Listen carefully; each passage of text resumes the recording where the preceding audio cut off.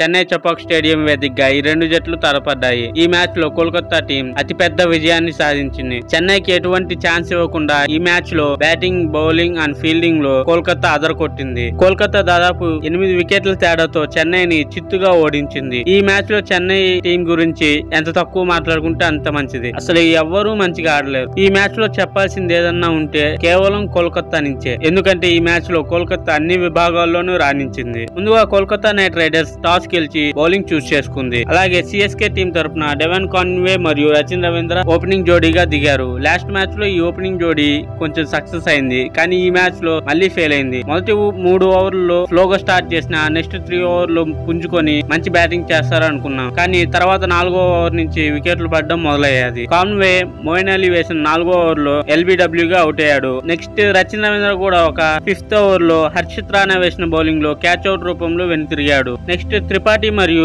విజయ్ శంకర్ మధ్య ఒక మంచి పార్ట్నర్షిప్ లభించిన వాళ్ళు కూడా వెంటనే అవుట్ అయిపోయారు. కేవలం 33 బంతుల్లో 43 పరుగులు మాత్రమే చేశారు. ఇది చాలా స్లో పార్ట్నర్షిప్ ఈ మ్యాచ్ లో. బట్ ఇదే ఒక పార్ట్నర్షిప్. ఈ ఒక్క పార్ట్నర్షిప్ ఈ మ్యాచ్ లో జరిగింది చెన్నై టీం బ్యాటింగ్ లో. వరుణ్ చక్రవర్తి వేసిన 10th ఓవర్ లో విజయ్ శంకర్ క్యాచ్ అవుట్ రూపంలో వెనుతిరిగాడు. అప్పటికే విజయ్ శంకర్ కి 2 లైఫ్లు వచ్చాయి. ఒకటి 0 వద్ద వస్తే ఇంకోటి 20 రన్స్ దగ్గర వచ్చింది. అలాగే త్రిపాఠి కూడా నెక్స్ట్ ఓవర్ 11th ఓవర్ లోనే నరేన్ వేసిన బౌలింగ్ లో బౌల్డ్ అయ్యాడు. నరేన్ చాలా అన్ప్లేయబుల్ బాల్ వేసి త్రిపాఠి వికెట్ తీశాడు. బట్ త్రిపాఠి ఈ మ్యాచ్ లో పెద్దగా రాణించలేదు. కేవలం 22 బంతుల్లో 16 పరుగులు మాత్రమే కొట్టాడు. అలాగే విజయ్ శంకర్ 21 బంతుల్లో 29 పరుగులు చేసి డీసెంట్ గా నిలిచాడు. బట్ శివం దూబే మాత్రం నెక్స్ట్ వచ్చి ఏ మాత్రం తన వికెట్ నివ్వకుండా చివరి వరకు ఆడి ఈ టీం స్కోర్ ని 100 పరుగులు దాటించాడు.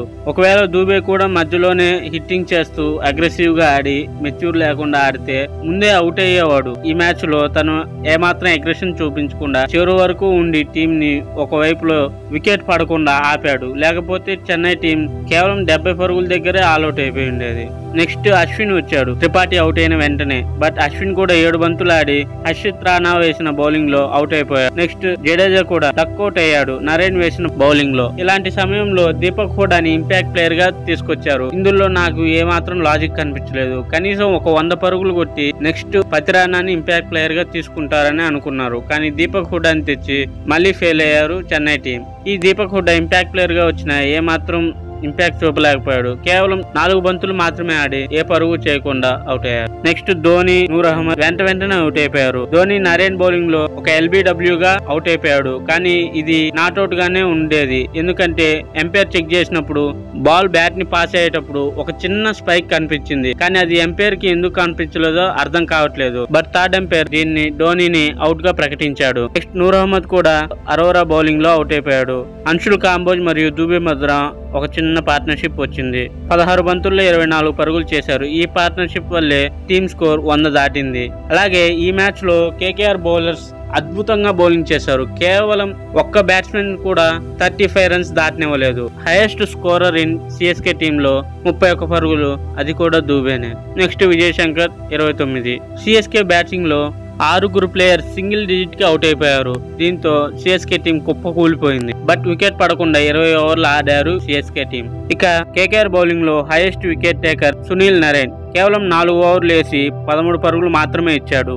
అలాగే 3 వికెట్లు తీసి 3.2 ఎకానమీతోనే బౌలింగ్ చేశాడు. తనతో పాటు వరుణ్ చక్రవర్తి 4 ఓవర్లు వేసి 22 పరుగులు మాత్రమే ఇచ్చి 2 వికెట్లు తీసుకున్నాడు. హర్షిత్ రాణా కూడా 4 ఓవర్లు వేసి 16 పరుగులు మాత్రమే ఇచ్చి 2 వికెట్లు తీసుకున్నాడు. అలాగే వైభవ్ అరోరా మరియు మోయిన్ అలీ చెరో 1 వికెట్ తీసుకున్నారు.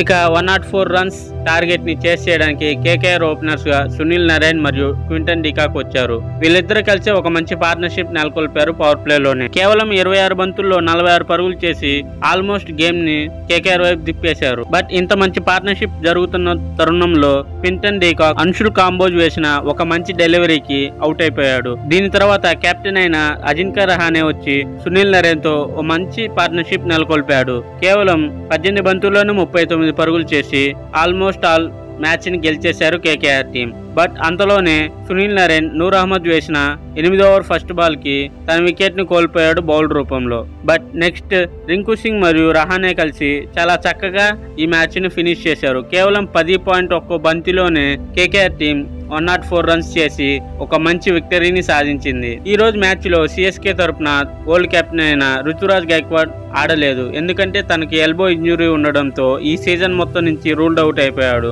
ఇప్పుడు నుంచి ధోని కెప్టెన్సీలో చెన్నై టీం ఆడనుంది. ఈ రోజు ధోని కెప్టెన్సీలో సిఎస్కే టీం చాలా మంచిగా ఆడి ఒక గట్టి పోటీని కేకేఆర్ టీం కి అందిస్తుందని అనుకున్నాం, కానీ అలా జరగలేదు. ఇక ఈ మ్యాచ్ లో చక్కగా రాణించిన సునీల్ నారాయణ్ కు ప్లేయర్ ఆఫ్ ద మ్యాచ్ లభించింది.